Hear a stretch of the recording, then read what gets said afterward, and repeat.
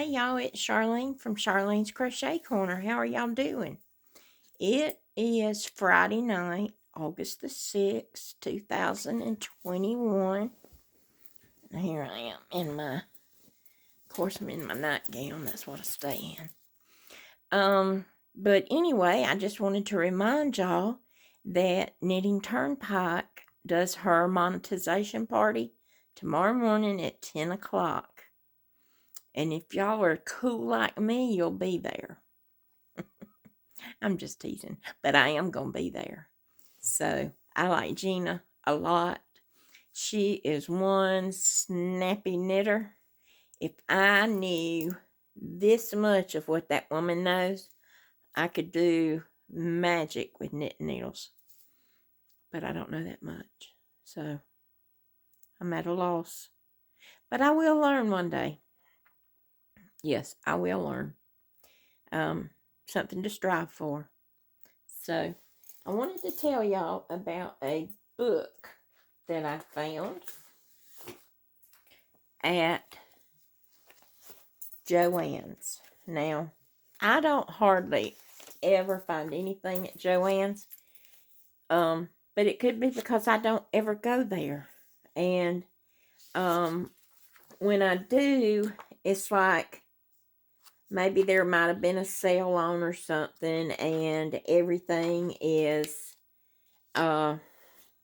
picked over, bought out, whatever. But anyway, I went with my mother-in-law. I can't remember when it was.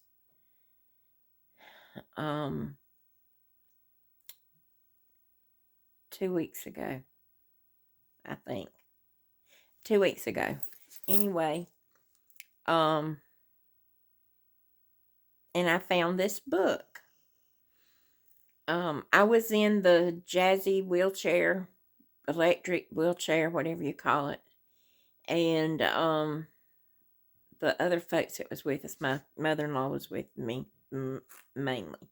She was the one that was walking with me, or walking by me. And so she wanted to go to the bathroom, and back near the bathroom was a big rack of books. And so I thought, well, I didn't, hit any luck at all for any yarn. Of course, I don't know. Some of their yarn I just don't like. But neither here nor there. I went to the book section when we got out of the bathroom. And I saw this book called Delicious Crochet Shawls. Now, that's a lot for me to say. My teeth want to jump out of my mouth. But Delicious Crochet Shawls. 21 Stylish Crochet Shawls. And the book is done by Lisa Cook. And it was $21.95 US, $29.95 Canadian. And I had a 40% off coupon, which I just knew I was going to get up to that counter and they were going to say, we don't use 40% off on books. I just knew it. I could feel it in my soul. And I got up there, put the book on the counter, showed the girl my phone, my coupon that I had, and she took it. What made a huge difference on this book, let me tell you. I can't tell you exactly what it was because I'm not a mathematician. But if my husband was here, he could sure spit it out at me. But he's not here right now. So anyway, I'm going to show y'all this book. And then I'm going to tell you why I love it so much. So here's the book. And I'm going to try to show you. Let's see, there's 8 shawls on the back. And I'm going to try to get where you can see 2 at a time.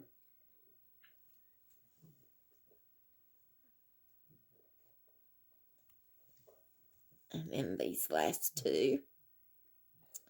And then here's the one on the front again. Okay, let's see if I can get that. Yeah, where y'all can see.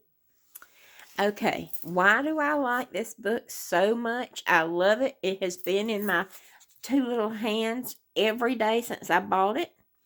Well, one reason is because I'm doing a pattern out of it, but another reason is every single pattern in this book is made using Cascade yarns. And I love Cascade yarns.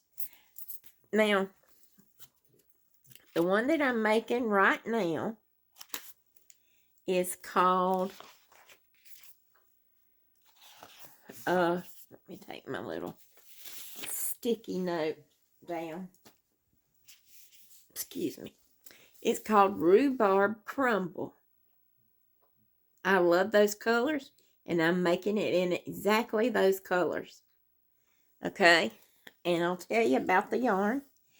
It's a fingering weight, and it's called Cascade Yarns Heritage, and it's 75% super merino wool, 25 nylon, and each skein is 3.5 ounces. That's 100 grams, and it's 437 yards or 400 meters, and you need one skein of each. One skein is raspberry, that's the main color, the pink color, and then mustard is your other color. And you use, it calls for a G hook, but I'm using an H hook, and I like it just fine.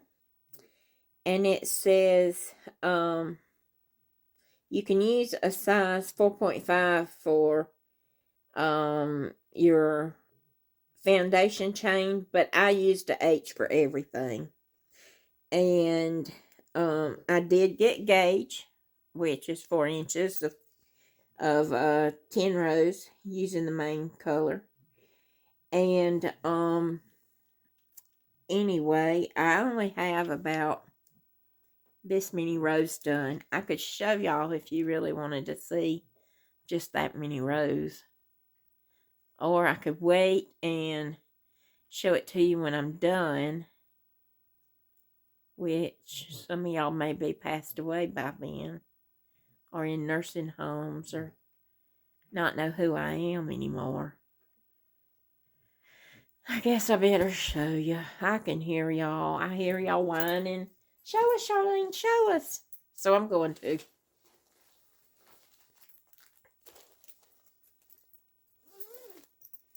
This is one of my on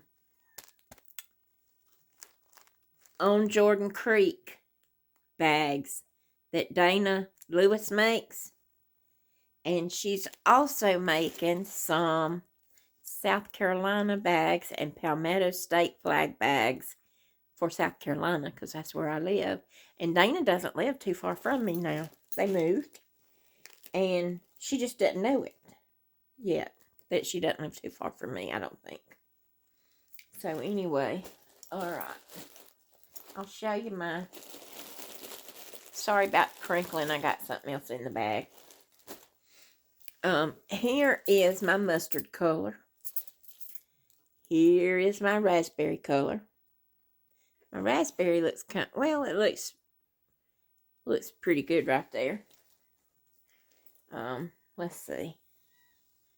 So, of course, you know, once it's blocked, it's going to look a heck of a lot better. You know, the stitches will look better. Well, I turn it like this and y'all might can see it. Anyway, it is a 6-row repeat, I believe. Let me see what my handy dandy pattern, row 2 through 5, 2, 3, 4, 5. So it's a 4-row repeat, and I've got my pattern with all my notes. And so what I do is, I pull this off, and then I put it where it needs to go, and then I read through the tape. You know, that's the tape that we use for that, for pattern reading. And you can just move it down and move it around. And so I put like 4 strips together and hooked it to this. so that it'd be easier for me to pull off, and I can just put it where I need it. And so now I'm fixing to start back on row 2. This morning I was up crocheting at 5:30 this morning. I know, I'm a nut. I never sleep. I can't sleep. I don't know why. I think it's hormonal. I know it's hormonal. I have not slept in 30 years. Well, not quite 30. I was 32 when I had my hysterectomy. And it's been 32 years then since I have not slept. And then I worked night shift for a good long while. And I didn't sleep because I couldn't sleep during the day. So there was some nights I went to work at the hospital. Now this is going to sound scary.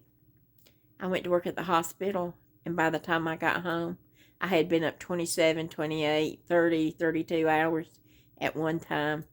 I would take my Ambien because I had to take something to make me go to sleep, because I have ADD and my mind would just get going, and I think, oh, I need to wash clothes. Oh, I need to do this. I need to put something in the crock pot so when they come home from school, my husband, who is very capable of making dinner, oh, I don't want him to have to do that. And then I would set the clock, and I would get up and put the clothes in the dryer, and then, okay, by then it's time to get up and go get the kids, and I have not slept, and by the time I get the kids home, we're going to have to do some homework, and then I'm going to have to finish up dinner, because Lord knows I don't want my husband to have to do anything, and then it's time to take a shower and go to work, because I have to walk out of here at 5:30. Yeah, so there was some nights when I had that nursery. The lights were dim. My babies were all on ventilators. And I only had to really do stuff every 2 hours. Those babies couldn't do anything because we had them paralyzed so that they could stay on the vent. And I would sit there by their beds, and I would rock in the rocking chair. And I would say, oh my goodness, I'm dying here. And then I would go to drive home in the next morning, which took me an hour and 15 minutes. And I've always worn glasses, but I've never had sunglasses. So, of course, when I step outside in the bright sunshine, I get woke up really good until I have to stop at a red light, which is not red, it's green. And I'm sitting there stopped at it, and I fall asleep at the green light, and cars are blowing their horns behind me. Oh, one of the worst stories was I was coming home, and I needed to stop by the bank. And the bank, of course, was not open because I got there at 8:15. The bank doesn't open till 9 o'clock. So I sat in the car, and guess what time I woke up? Now, this was in July, okay? I had my windows rolled up because at that time of morning, it wasn't too hot.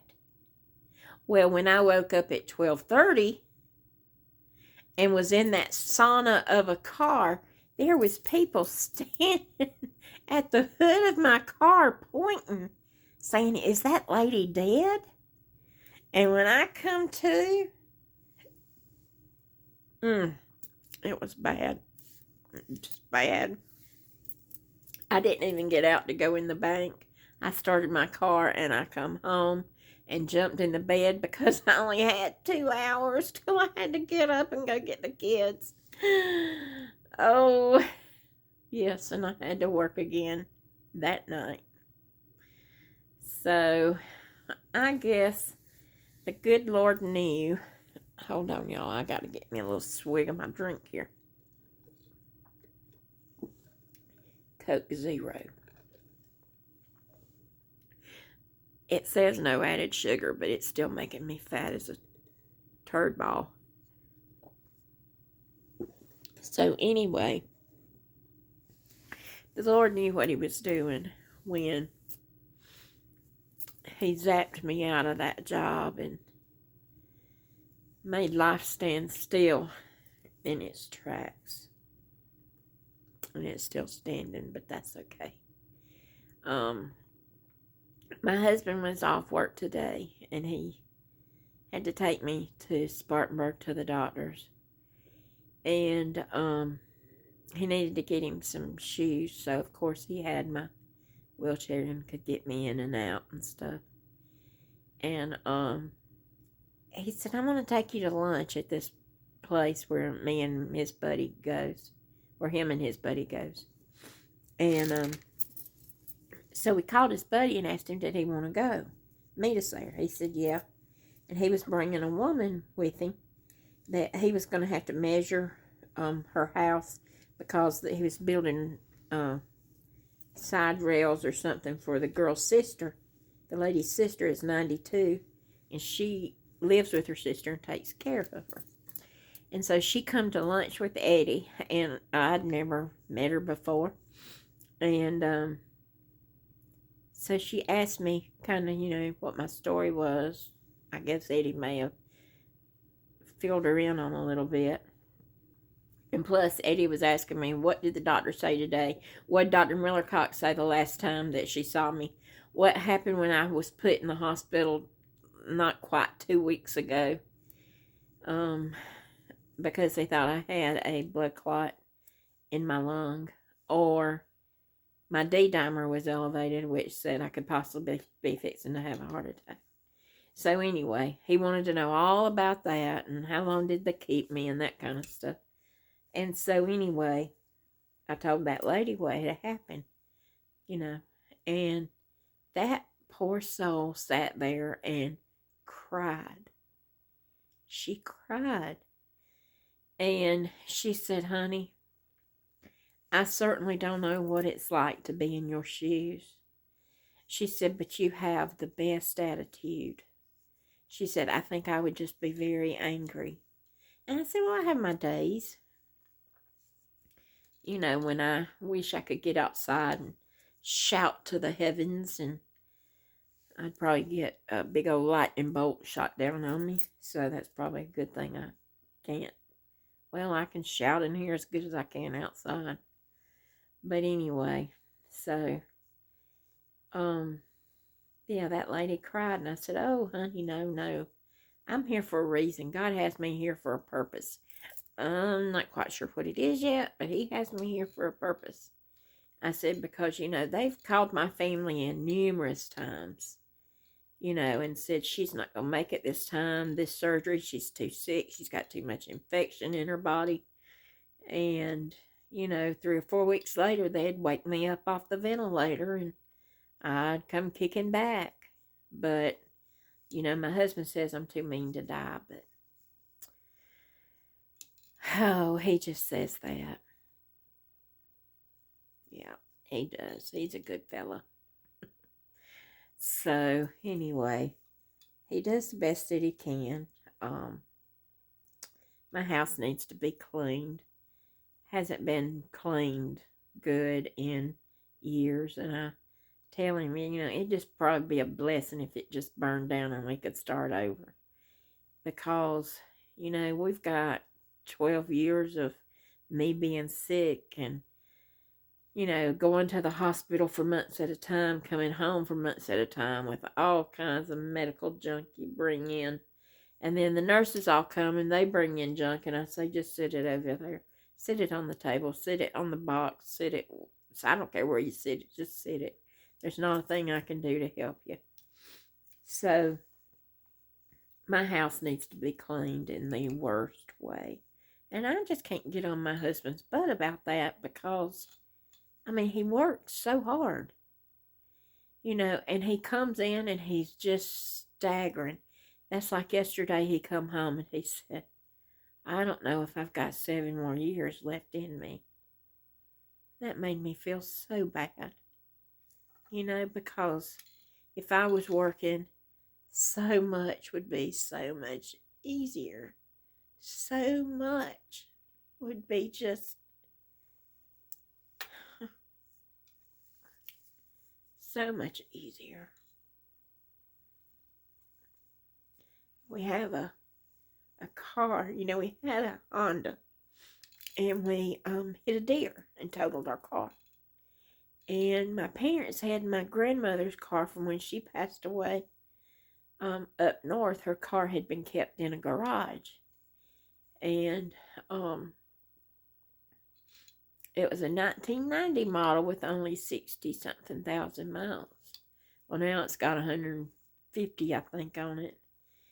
But it's starting to run rough. My husband changes the oil. He does everything he can do himself because we can't afford to take it to a Chevrolet dealership. We just can't.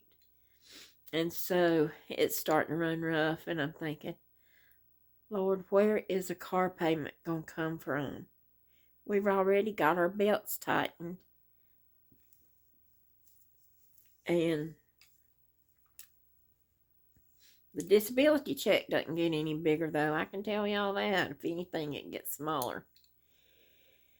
So, anyway. And that's just life. I know there's everybody who's got problems. And I'm not the only one. I know we all got our problems. But all I can do is pray and say, Lord, please make it a little bit easier on us. If you could. I would appreciate it. And like Granny Edna says, Lord, I hope I get it right now since I've done mentioned her name.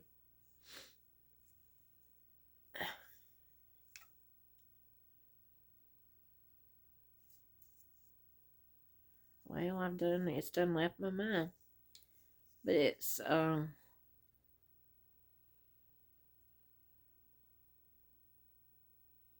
my goodness, I can't believe this. I know it's Sweet Jesus.